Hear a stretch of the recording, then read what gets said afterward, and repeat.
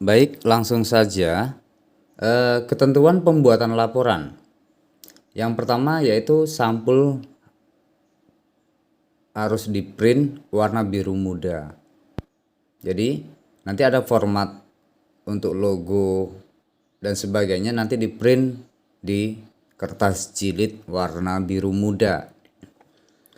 Yang kedua yaitu ukuran huruf harus 12, ya, tidak boleh lebih kecil atau lebih besar dari itu.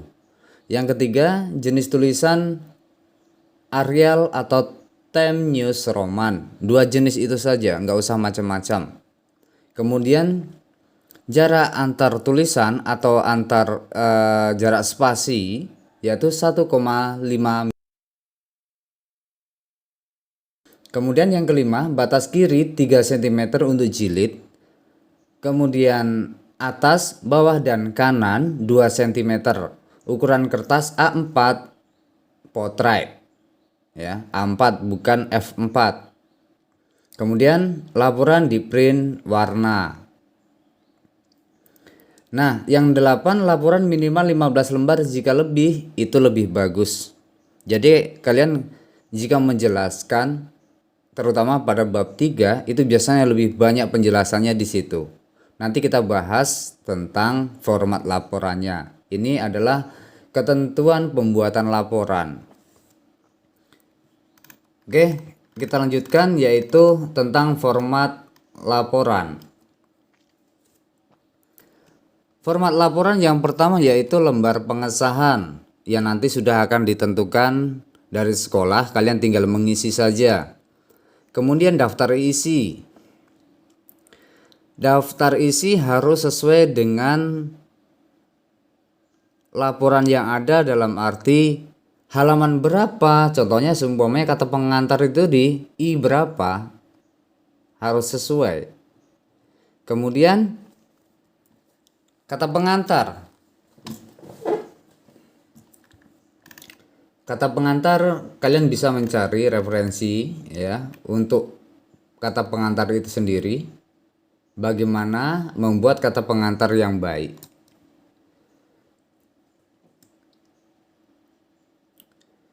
Yang selanjutnya yaitu latar belakang. Latar belakang itu berada pada bab 1 yaitu di pendahuluan. Biasanya bab 1 itu nomor 1. Ya, bab 1 itu nomor 1. Berisi tentang apa latar belakang itu? Contoh, kita berikan contoh saja. Latar belakang, ini contohnya. Sekolah menengah kejuruan ASMK akan membantu dan memberikan pembekalan yang matang kepada para siswa untuk menunjang kesuksesan di dunia usaha atau industri. Kemudian lanjutkan. Ini masih panjang lagi. Latar belakangnya tentang sekolah SMK.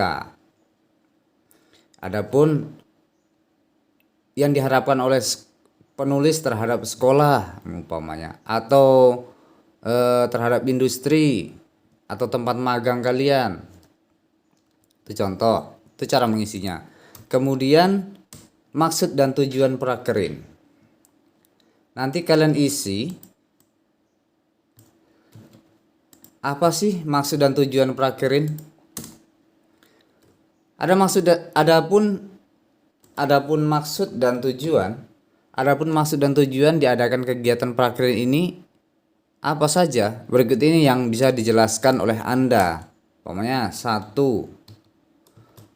Tujuannya apa? Tujuannya adalah menghasilkan sumber daya manusia atau SDM yang berkualitas, bla bla bla. Kemudian yang kedua apa, yang ketiga apa, dan seterusnya. Ini contoh.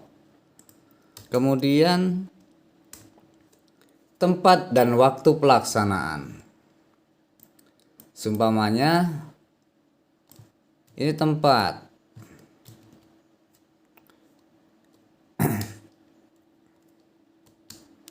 Tempat pelaksanaan prakerin di mana? Yaitu tempat kalian magang. Yaitu di toko atau di CV, PT, perusahaan dan sebagainya, kalian tulis di sini. kalian tulis di sini. Begitu juga alamatnya. Kemudian waktu. Di bawahnya adalah waktu pelaksanaan prakerin. Waktunya kapan? Kalian diberangkatkan sampai dengan tanggal penjemputan. Umpamanya tanggal 15 Juli sampai 29 Oktober 2021. Umpamanya seperti ini. Nah, selanjutnya yaitu tentang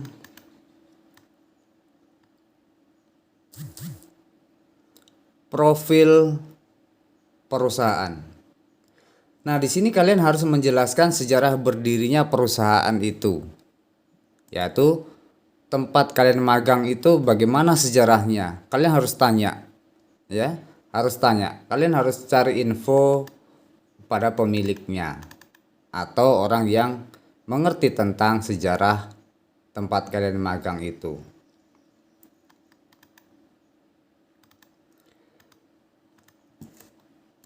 Contoh saja,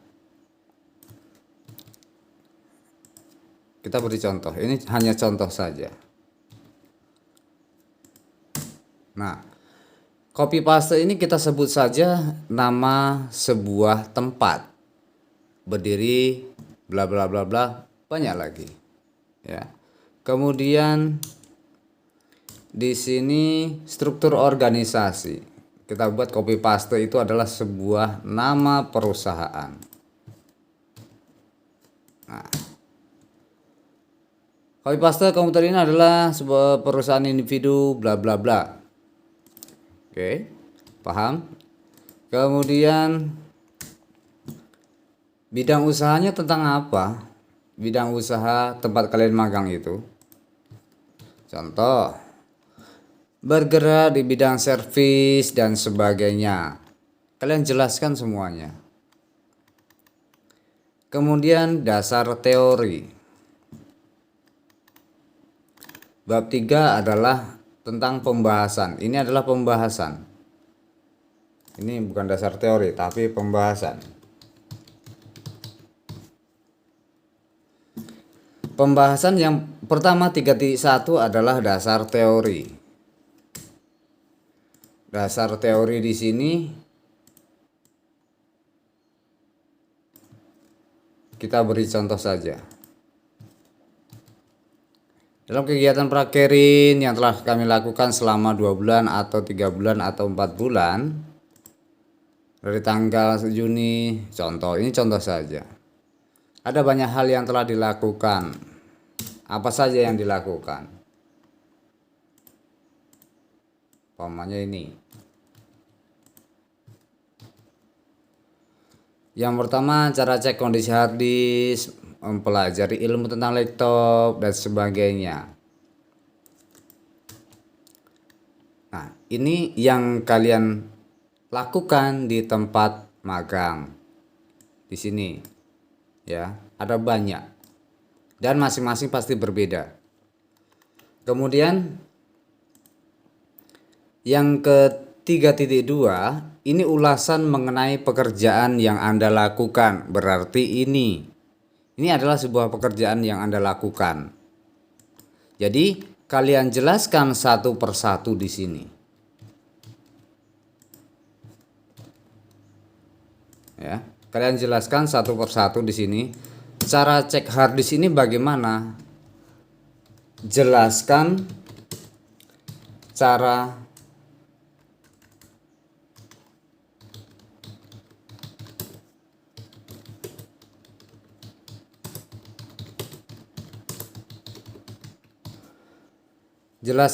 kerja yang Anda lakukan. Maksudnya adalah cara cek kondisi hard disk itu bagaimana sih? Jelaskan di sini. Ya, tuliskan langkah-langkahnya.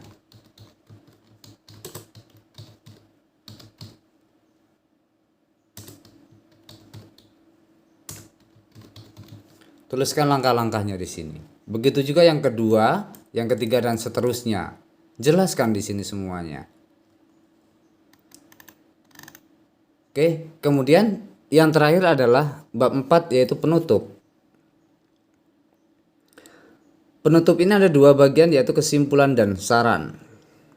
Jadi kalian simpulkan semua tentang yang Anda lakukan atau yang Anda tulis pada laporan ini.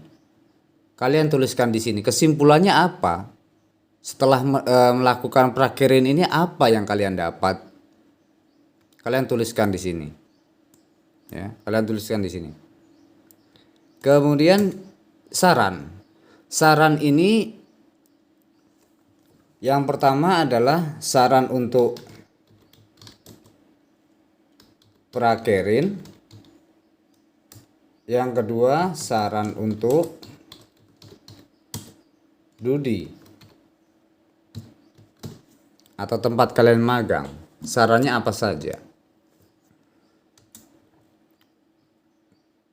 Yang terakhir adalah daftar pustaka. Seumpamanya kalian copy paste dari internet, ya terutama dasar teorinya, kalian ketikkan link di sini atau nama situsnya. Ya, ketikkan link di sini. Atau buku, nama pengarangnya siapa? Lihat daftar isi. Ya, lihat contoh daftar pustakanya. Kemudian kita flashback lagi kembali ke daftar isi. Daftar isi ini tadi kalian bisa membuat secara otomatis atau manual. Yang jelas lembar pengesahan ini harus rata di sini, ya, harus rata di sini. Ini I1. I1, I2, I3, I4. Oh, ini 1. Pendahuluan ini 1. Ini 1. Nah, cara membuatnya bagaimana? Kalian cari referensi cara membuat daftar isi secara otomatis. Ya, sekali lagi kalian cari referensi cara membuat daftar isi yang baik dan benar. Ini hanya contoh untuk laporan prakirin dan bagaimana cara membuatnya. Kalau kurang jelas bisa konsultasi dengan pembimbing masing-masing atau dengan saya langsung. Mungkin hanya ini yang bisa saya sampaikan. Lebih dan kurang mohon maaf, semoga dapat Anda pahami semua. Kemudian jaga kondisi dengan baik, laksanakan prakirin dengan baik. Semoga Anda semua bisa lulus, bisa sukses, dan dapat kembali ke sekolah kembali seperti biasanya. Oke, sekian dari Bapak. Saya akhiri. Wassalamualaikum warahmatullahi wabarakatuh. Selamat bekerja.